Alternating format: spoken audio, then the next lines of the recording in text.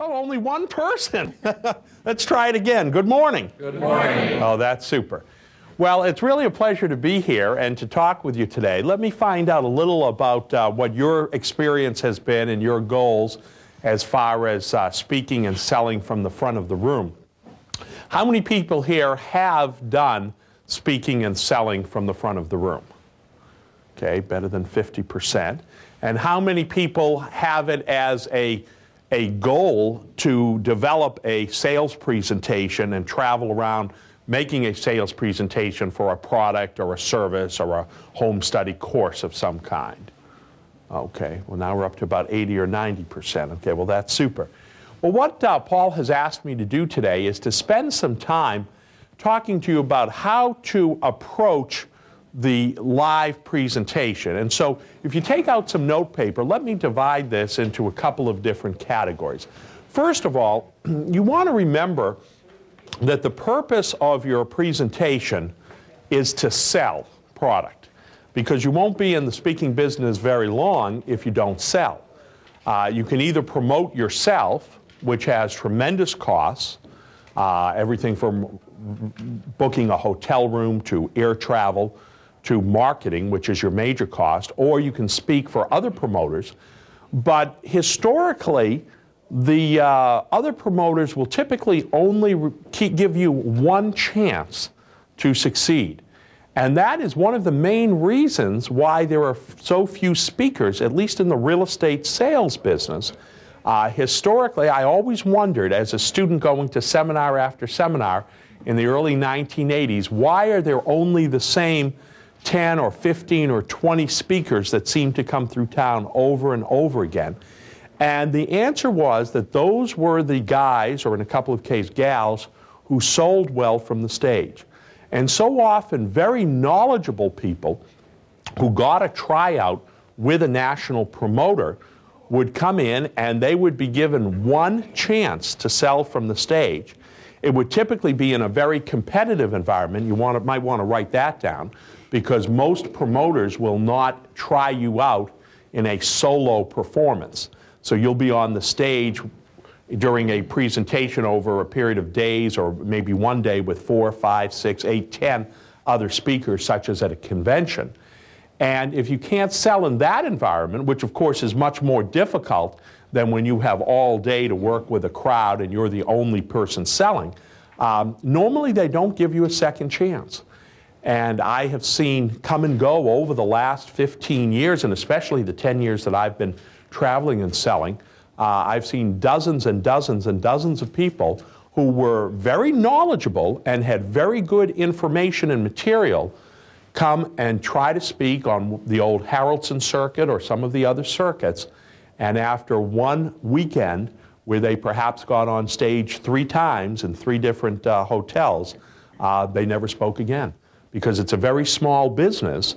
There's only a handful of promoters over the last 15 years in the real estate business. I challenge you to write down the names of 10 large promoters in the last 15 years. I don't think you can come up with them, okay? There's just a handful of people. They all know each other. Everybody talks to each other. And when someone's gone on stage and hasn't sold their quota, they don't typically get a second chance.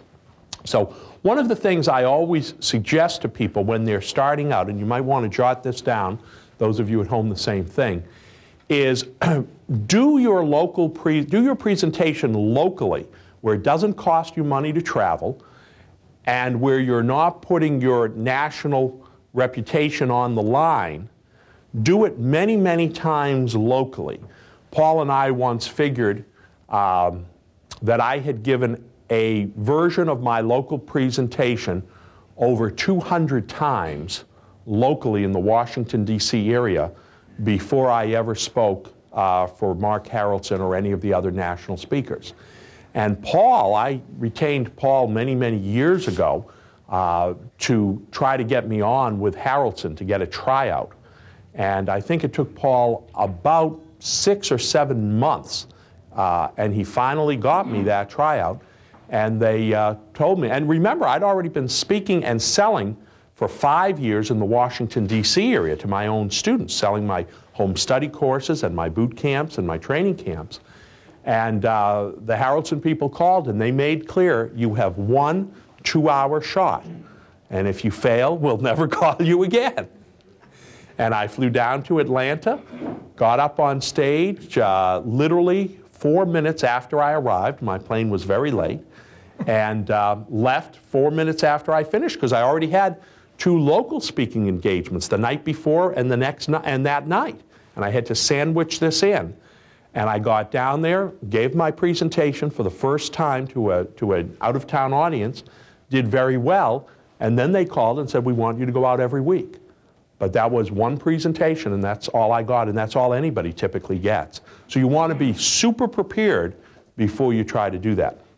Now, how do you prepare? What do you have to do in your presentation in order to be successful? You have to do 3 things. Number 1, you have to teach. Okay? You have to get some ideas and concepts across to the crowd. Number 2, you have to entertain. People get very bored sitting in a room listening to a speaker all day. So you have to be entertaining. And number 3, of course, you have to sell. And never forget, that's your primary mission, is to sell your materials. Now, when you are constructing a presentation, keep in mind that there are 5 key parts of a presentation. The first part is the introduction. And the introduction is kind of a warm-up for the crowd, and it's little information about you. We call that your story, telling something about you and your background so that the audience can identify with you. You want to point out to them that you're perhaps just like them, that you started out just like they did. I frequently tell people that I got started in real estate by attending a no money down seminar, just like they're doing that day. I tell them a little bit about my background. And you typically want to spend anywhere from 3 to 6 minutes, on your story, telling them about yourself. This is one of the prime mistakes I see new speakers make. They'll spend 20, 30 minutes telling their own story. And it's sad to say, but people don't want to know you that well. People want to know what you can teach them, what's in it for them. In fact, you might write down the call letters of my favorite radio station, with due apologies to John. But the call letters are WIIFT. What's in it for them? That's what it stands for. And if you will construct your speech or your presentation to get across to people what is in it for them, what the benefit is. Remember, Barney talked on Friday about separating benefits from features. And so many times we're talking about features instead of benefits. If your ideas or your product or your service will make people money, explain that to them early in the presentation, and then make sure that everything you teach during your presentation ties into that so that they can understand it. And so often people forget to do that. After you do your basic introduction, where you want to try to bond in some way with the audience, telling them about you, you go to part 2 of the presentation. And part 2 of the presentation is to create a need. You want to create a need on their part, because you're going to come back eventually and solve that need. And when you create a need, there's really 2 kinds of needs. And Barney touched on this on Friday. Number 1 is fear. Okay? Number 1 is fear. Fear of doing something wrong, fear of losing money, fear of being left out in the making of money. And number 2 is greed. Okay? People want to earn money, to make money, to save money. So fear and greed, I have found, are the 2 key elements of most successful presentations. And when you're outlining what their needs are, you want to be sure to do it in a way they can relate to.